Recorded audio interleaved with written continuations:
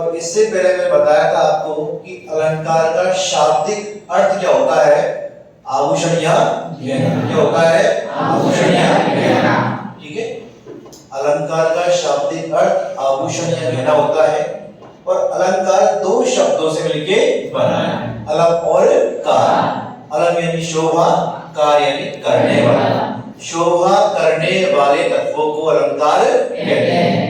तो जिस प्रकार से महिलाएं या मानव अपनी सुंदरता को बढ़ाने के लिए, अपने सौंदर्य को बढ़ाने के लिए, अपनी सुंदरता को बढ़ाने के लिए अलंकार को, आभूषणों को धारण करता है, ठीक उसी प्रकार से काव्य पंक्ति की या कविता की सुंदरता कैसे बढ़े, इसलिए उनमें अलंकारों का प्रयोग कर दिया जाता है। और यही परिभाषा है हमारी। अलंकार मतलब अलंक प्लस कार, शोभा करने वाला। जो काव्य पंक्ति की शोभा बढ़ा दे या शोभा कर दे, वही अलंकार कहलाता है। क्लियर है क्या?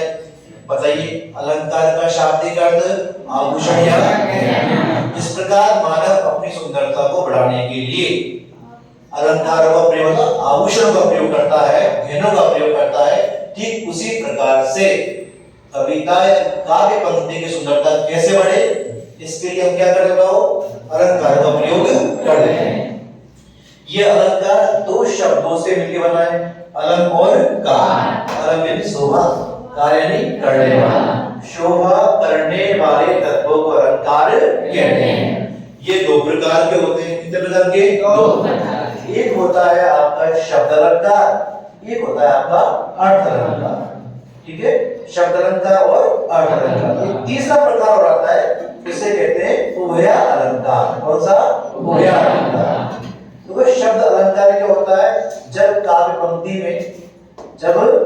पंक्ति की सुंदरता शब्दों पर आधारित हो, या काव्य पंक्ति की सुंदरता शब्दों पर निर्भर हो, या काव्य का सौंदर्य जहां शब्दों के माध्यम से बढ़े, उसे कहते हैं क्या? शब्द अलंकार। और जब काव्य पंक्ति की सुंदरता अर्थ के माध्यम से बढ़े, या काव्य सौंदर्य अर्थ पर निर्भर हो, उसे हम अर्थ अलंकार कहते हैं।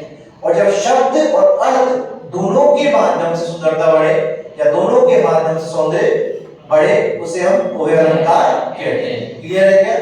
ठीक है, तो यह अलंकार के बारे में एक साधारण सी जानकारी।